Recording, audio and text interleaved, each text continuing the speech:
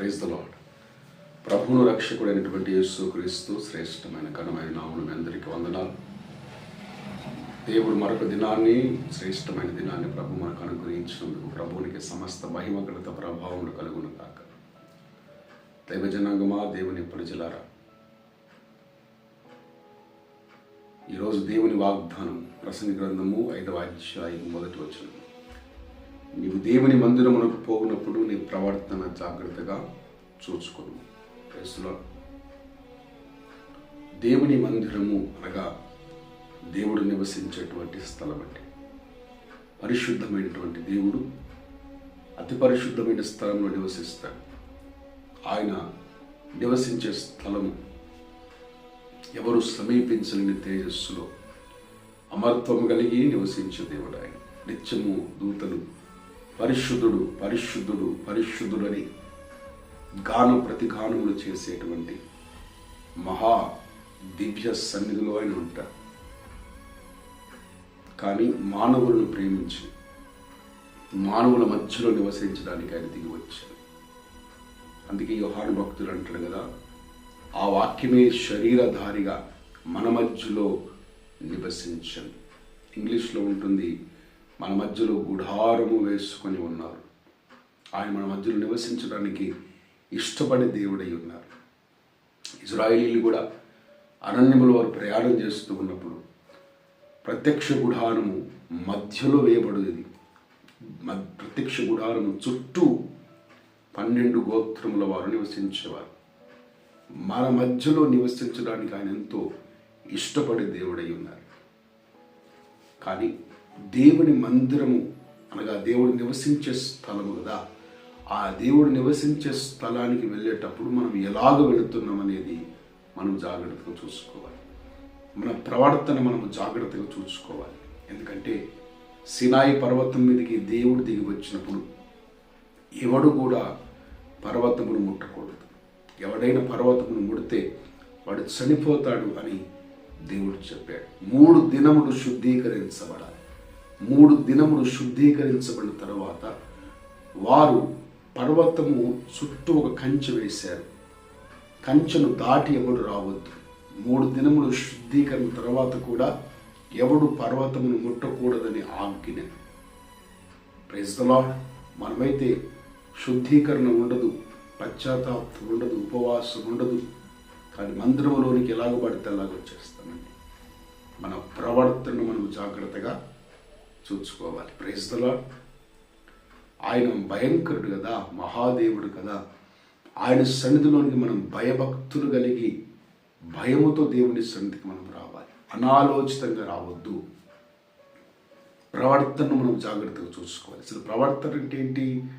నడవడి, మనం మాట్లాడే విధానం, మనం చూచే విధానం, మనం కూర్చునే విధానం, మనము ప్రజలను పలకరించే విధానం, ఇది ప్రవర్తన.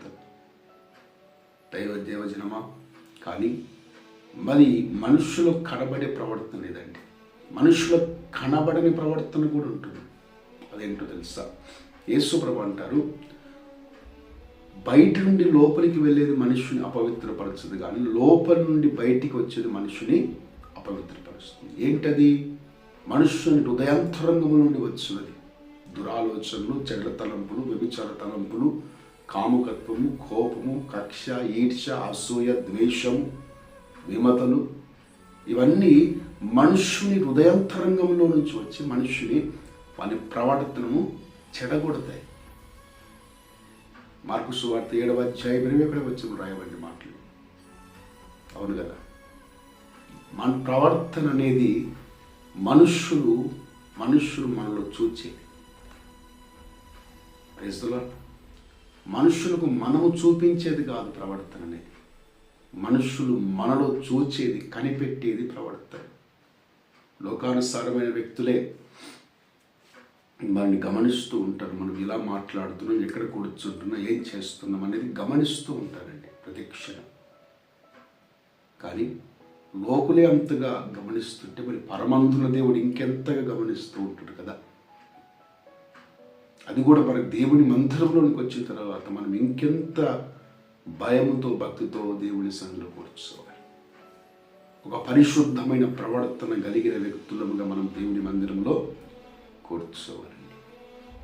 వాక్యంలో ఉంది కదా, పరిశుద్ధుడైన వాడిని పరిశుద్ధునిగా ఉండనివ్వండి, అన్యాయము చేసేవాడిని అన్యాయమే చేయనివ్వండి, ఎందుకంటే నేను వాని క్రియల చొప్పున ప్రతిఫలం ఇవ్వడానికి నేను త్వరగా వస్తున్నా. అనాలోచితంగా మన ఇష్టం వచ్చినట్లుగా దేవుని మందిరంలో మనం ఉంటే తీర్పు దేవుని ఇంటి నుండి ప్రారంభించబడుతుంది. కాబట్టి ఈ అంత్య దినములలో మన ప్రవర్తన మనం సరిచేసుకో, పరిశుద్ధమైన ప్రవర్తన కలిగిన వ్యక్తులంగా, దేవుని సన్నిధిలో మెప్పు పొందే వ్యక్తులంగా మన ముందుగాక. ఎవరైనా తప్పించుకోలేరు బిడ్డ. సేవకులైన, సంఘ పెద్దలైన, విశ్వాసులైన, యవనస్తులైన ప్రతి వ్యక్తి పరిశుద్ధమైన ప్రవర్తన కలిగి దేవుని మందిరములో జీవించాలి. అలా జీవించినప్పుడే దైవ కృప మన మీద ఉంటుంది, నిత్య జీవాన్ని మనం పొందుకుంటాం. ఇంకో మాట చెప్పాలా, నేను వారి ప్రవర్తనను చూచి నేను వారిని స్వస్థపరుస్తాను. Praise the lord. భౌతికమైన స్వస్థత, ఆర్థికమైన స్వస్థత, మానసికమైన స్వస్థత,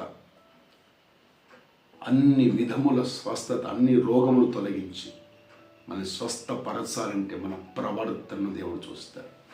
హిజ్కియా కూడా మరణకరమైన రోగం వచ్చినప్పుడు గోడ తట్టుతున్న ముఖం చెప్పుకొని ఏడుస్తూ ప్రార్థన చేస్తారు, అయ్యా నీ సన్నిధిలో నేను ఎట్లా నడుచుకున్నానో ఒకసారి జ్ఞాపకం చేసుకో. యథార్థమైనటువంటి భక్తితో, యథార్థ హృదయంతో నీ సన్నిధిలో నేను ఎలాగో జీవించానో ఒక్కసారి జ్ఞాపకం చేసుకోండి. అంటే సింపుల్గా అంటున్నారు, నీ సన్నిధిలో నా ప్రవర్తన ఏ విధంగా ఉందో ఒకసారి జ్ఞాపకం చేసుకో. ఎప్పుడైతే ఆ మాట కన్నీళ్లతో ప్రార్థన చేశారో అతని ప్రవర్తన దేవుడు చూచాడు కనుక మరలా 15 సంవత్సరముల ఆయుష్ను అతనికి అనుగ్రహించారండి. నువ్వు దేవుని మందిరంలో నీ ప్రవర్తన సరి చేసుకోగలిగితే దైవికమైన స్వస్థత నీ మీదకి వస్తుంది, దైవికమైన విడుదల నీ మీదకి వస్తుంది, దైవికమైన ఆరోగ్యము, సమాధానము దేవుడు నీకు ఇస్తాడు. ప్రార్థన చేసుకుందామా.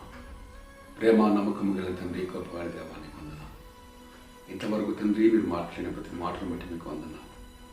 ఈ సన్నిధిలో మా ప్రవర్తన మేము సరి చేసుకొని నీ సన్నిధిలో దైవికమైన దీవెనలు మేము పొందినట్లుగా మీ సహాయం దయచేయండి.